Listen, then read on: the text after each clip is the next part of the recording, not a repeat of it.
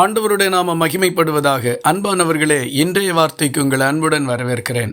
இன்றைய தியானத்துக்காக 26வது சங்கீதம் 11வது வசனத்தை வாசிக்க கேட்போம்.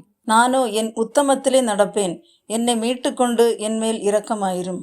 இந்த வசனமானது சங்கீதக்காரனாகிய தாவீதின் வார்த்தைகள். மற்ற மனிதர்களின் வாழ்க்கையோடு தன்னுடைய வாழ்க்கையும் ஒப்பிட்டு தேவனுக்கு முன்பாக ஒரு உத்தமமான வாழ்க்கை வாழுகிறதில் தான் எவ்வளவு உறுதியாய் இருக்கிறேன் என்கிறதை இந்த வசனத்தில் அவர் குறிப்பிடுகின்றார். இதற்கு முந்தைய வசனத்தை வாசிக்கும் போது அவர்கள் கைகளிலே தீவினை இருக்கிறது, அவர்கள் வலதுகை பரிதானங்களால் நிறைந்திருக்கிறது என்று பிற மனிதர்களை குறித்து சொல்லுகின்றார். பிறர் எப்படி வாழுகின்றார்களோ அப்படி நானும் வாழ வேண்டும் என்று விரும்புகின்ற ஏராளம் மனிதர்கள் இந்த உலகத்தில் உண்டு.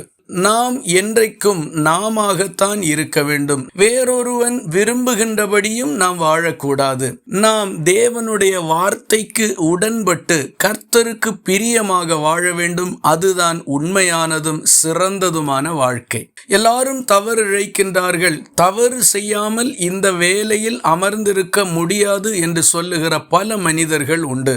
ஒரு தேவனுடைய பிள்ளை ஒரு நாளும் ஒரு காலும் அப்படி இருக்க மாட்டான். தாவீது சொல்லுகிறார், நானோ என் உத்தமத்திலே நடப்பேன். இது அவருடைய மனதின் தீர்மானம், உளச்சான்றினுடைய உறுதியான அறிக்கையுமாக இருக்கின்றது. நாம் எப்படி இருக்கின்றோம்? எந்த காரியமாக இருந்தாலும் நாம் நம்முடைய உத்தமத்தை விட்டு சற்றேனும் விலகக்கூடாது, வலதுபுறம் இடதுபுறம் சாயவும் கூடாது. அப்படிப்பட்டவர்களை குறித்து வேதமும் ஒரு உறுதியான வார்த்தை சொல்லுகிறது, உத்தமனுக்கு கர்த்தர் துணை என்று. நீங்கள் உத்தமர்களாயிருப்பீர்களானால் கர்த்தர் உங்களுக்கு துணையாயிருப்பார். நீங்கள் உத்தமத்தை விட்டு வழி விலகி பிற மனிதர்களைப் போல தவறுகளும் அக்கிரமங்களும் பாவங்களும் செய்வீர்களானால் அந்த பாவங்களும் அக்கிரமங்களும் உங்களுக்கு துணையாயிருக்கும். அதன் முடிவுகள் வேதனையும் மீள முடியாத துயரமுமாயிருக்கும். உத்தமத்தின் வழியோ ஜீவனும் சமாதானமுமாயிருக்கும். எந்த சூழ்நிலையிலையும் எடுத்த தீர்மானத்திலும் உத்தமத்திலும் உறுதியாயிருப்போம், வாழ்ந்திருப்போம். இந்த வார்த்தைகள் இந்த நாள் முழுவதும் உங்களுக்கு ஒரு ஆசீர்வாதமாய் இருப்பதாக. ஜெபிக்கலாமா?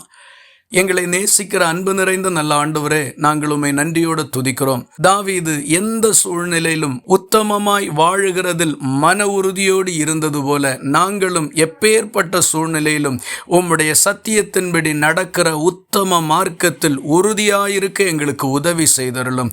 சாய்ந்து விடாமல் காத்துக்கொள்ளும். ஜெபத்தை கேட்டதற்காக ஸ்தோத்திரம். இயேசு கிறிஸ்து மூலம் வேண்டிக் கொள்கிறோம் எங்கள் அன்புள்ள நல்ல பிதாவே, ஆமேன். கர்த்தர் தாமே உங்களை ஆசீர்வதிப்பாராக.